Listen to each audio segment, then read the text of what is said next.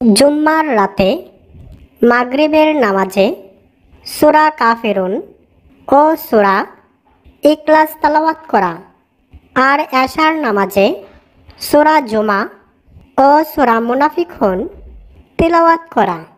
হাদিস শরীফে এসেছে, জুম্মার রাতে মাগরিবের নামাজে সূরা কুলিয়া আইয়ুহাল কাফিরুন ও কুলহু আল্লাহু আহাদ নবীজি সাল্লাল্লাহু আলাইহি ওয়াসাল্লাম তেলাওয়াত করতেন।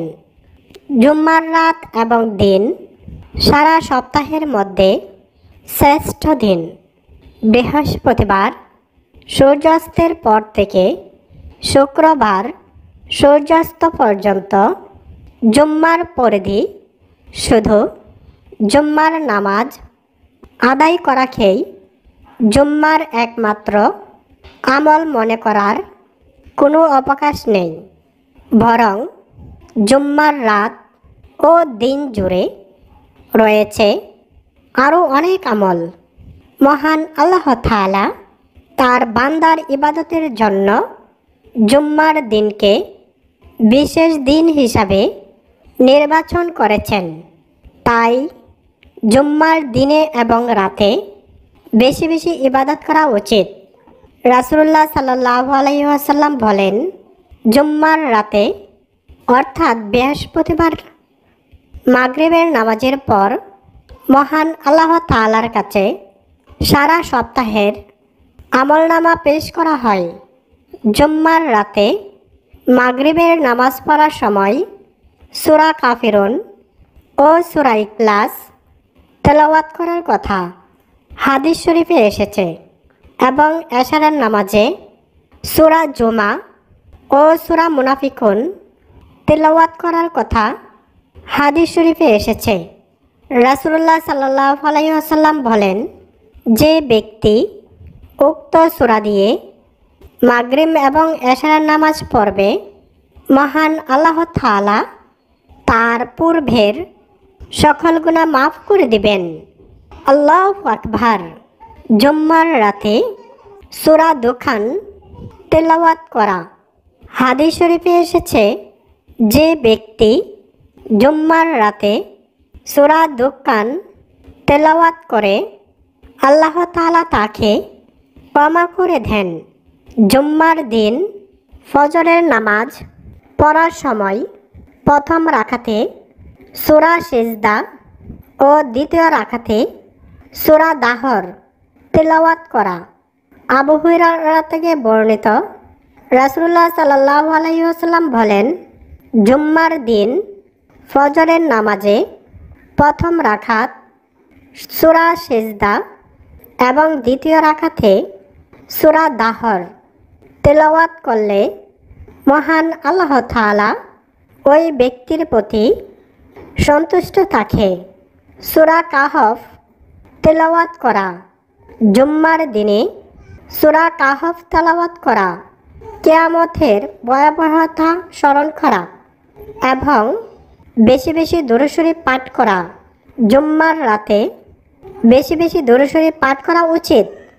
রাসূলুল্লাহ সাল্লাল্লাহু আলাইহি ওয়াসাল্লাম বলেন, জুম্মার দিন তোমরা আমার প্রতি বেশি বেশি দুরূদ পাঠ করো, কেননা এটি মহান আল্লাহ তাআলা অনেক বেশি রহমত দান করেন এবং যতক্ষণ দুরূদ পাঠ করবে ততক্ষণ পর্যন্ত ওই ব্যক্তির আমল নামায় ইত্তেকাফের সওয়াব হবে। দান সদকা করা। জুম্মার দিন এবং রাতে সাধ্যমতো দান সদকা করা, পিতামাতার সাথে সদ্ব্যবহার করা এবং পিতামাতা মৃত থাকলে তাদের কবর জিয়ারত করার অভ্যাস করা, কেননা এতে অনেক বেশি বরকত রয়েছে। জুম্মার দিন আসর থেকে মাগরিবের আগ পর্যন্ত যে দোয়া কবুল করা হয় তা মহান আল্লাহ তাআলা ফিরিয়ে দেন না। তো প্রিয় দ্বীনি ভাই ও বোনেরা, এখন আমি আলোচনা করব জুম্মার রাতে স্ত্রীর সাথে যে কাজ করবেন না। 1 নাম্বার, স্ত্রীর সাথে অধিক জোর করে সহবাস করবেন না। দেখা গেল আপনার স্ত্রী অসুস্থ এবং আপনি তাকে অনেক জোর করছেন, এতে করে আপনার গুনাহ হবে। 2 নাম্বার, এই পবিত্র জুম্মার রাতে স্ত্রীর পিরিয়ড থাকলে জোর করে সহবাস করবেন না, এতে করে আপনি নাফরমান হয়ে যাবেন। আপনার স্ত্রী যদি পিরিয়ড চলে, সেটি এমনিতেই অনেক কষ্টকর। এই সময় যদি আপনি এই কাজটি করেন, তাহলে আপনি কোরআনের আদেশ অমান্য করেছেন। 3 নাম্বার, জুম্মার রাতে পুরোপুরি উলঙ্গ হয়ে স্ত্রীর সাথে সহবাস করবেন না।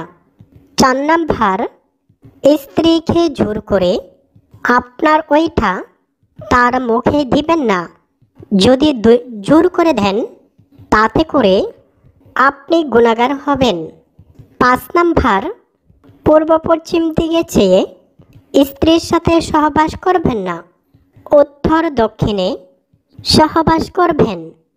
স্ত্রীর পায়ুপথ দিয়ে সহবাস করবেন না। অনেকেই বলেন স্ত্রীর সামনের রাস্তা খুব লস, পিছনেরটাও অনেক বেশি টাইট, তাই অনেকেই পায়ুপথে এটা করতে চান। সুতরাং এটি করা হারাম। জুম্মার রাতে এই কাজটি করবেন না। 7 নাম্বার, কোনো ভোজদার শিশু বা পশুর সামনে সহবাস করবেন না। 8 নাম্বার, আপনার স্ত্রী যদি গর্ভবতী থাকে, তাহলে উল্টাপাল্টাভাবে করবেন না, এতে করে আপনার গর্ভের সন্তান নষ্ট হয়ে যেতে পারে অথবা প্রতিবন্ধী হতে পারে। 9 নাম্বার, দাঁড়িয়ে দাঁড়িয়ে সহবাস করবেন না। 10 নাম্বার, খোলামেলা স্থানে সহবাস করবেন না। পর্দাগারা স্থানে সহবাস করবেন।